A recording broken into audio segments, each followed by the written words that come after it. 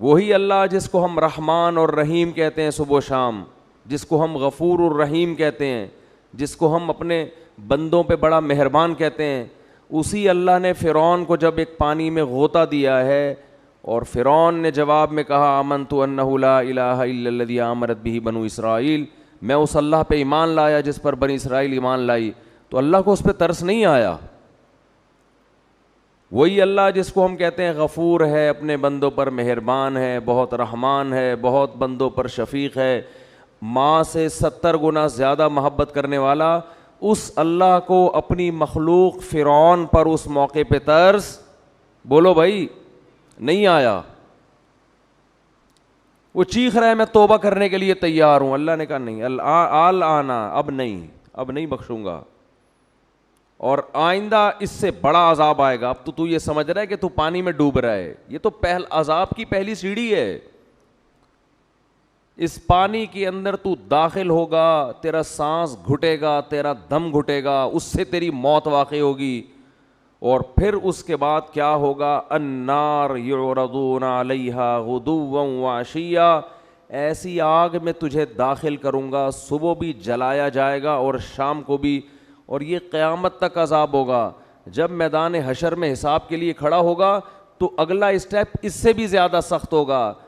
وَيَوْمَ تَقُومُ السَّاعَةُ، جس دن قیامت قائم ہوگی، أَدْخِلُوا آلَ فِرْعَوْنَ أَشَدَّ الْعَذَابِ،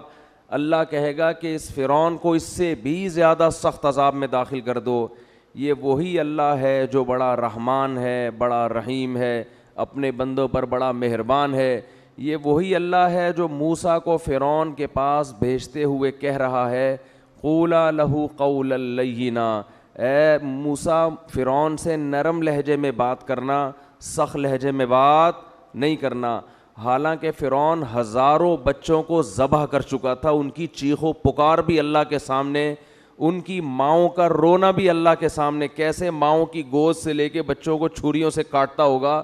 آپ تھوڑی دیر کے لیے اپنے بچوں کو سامنے رکھ کے تصور کر لیا کرو، کیا ماؤں کی بد دعائیں اس فرعون پہ لگتی ہوں گی۔ مگر ایک طرف اللہ ایسا رحمان ہے کہ موسیٰ سے کہہ رہا ہے اتنے ظالم کے ساتھ بھی جب آپ نے دعوت دینی ہے، سخت لہجے میں بات نہیں کرنا، ایسا نہ ہو وہ بدک جائے آپ کی دعوت سن کے، نرم لہجے میں بات کرنا، لعلہ یتذکر، شاید توبہ کی توفیق مل جائے، شاید کوئی سیدھے راستے پہ آ جائے۔ یہ اللہ کی رحمت کا پہلو ہے کہ اس سے زیادہ رحمت کسی کی ہو نہیں سکتی۔ اتنے بڑے ظالم، اور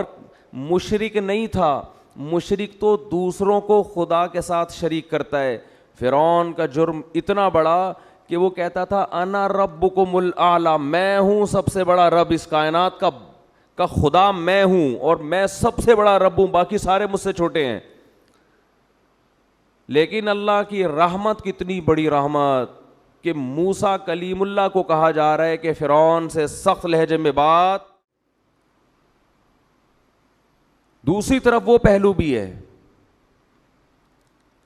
کہ اب چیخ رہا ہے، چلا رہا ہے، لیکن اللہ کہہ رہے ہیں کہ نا نا نا نا، ابھی پانی میں غرق ہوگا، اس کے بعد آگ میں صبح و شام جلایا جائے گا، اور قیامت جب قائم ہوگی تو جہنم میں اس سے بھی زیادہ سخت عذاب میں تجھے ڈالوں گا۔ اور پھر قرآن کہہ رہا ہے وَإِذْ يَتَحَاجُّونَ فِي النَّارِ، ہم تمہیں مستقبل کی بات بتاتے ہیں، ایک وقت ہوگا یہ فرعون اپنے لاہو لشکر کے ساتھ جہنم کی آگ میں یہ چیخ رہے ہوں گے اور کہہ رہے ہوں گے فَيَقُولُ الضُّعَفَاءُ لِلَّذِينَ اسْتَكْبَرُوا، ان کے جو کمزور لوگ تھے، جو اپنے حکمرانوں کی مان کے چلا کرتے تھے اللہ کی نافرمانی میں، وہ کہہ رہے ہوں گے اِنَّا كُنَّا لَكُمْ تَبَعًا، فرعون اور اس کے درباریوں سے کہیں گے دنیا میں ہم تمہیں فالو کیا کرتے تھے، ہم تمہاری اتباع کیا کرتے تھے، اِنَّا كُنَّا لَكُمْ تَبَعًا، ہمارا کوئی کام دنیا میں اٹکا کرتا تھا تو تمہارے پاس فائل جمع کرایا کرتے تھے کہ ہمارا یہ اٹکا ہوا کام کرا دو۔ تو کیا انتم مغنون عنا نصیبا من النار،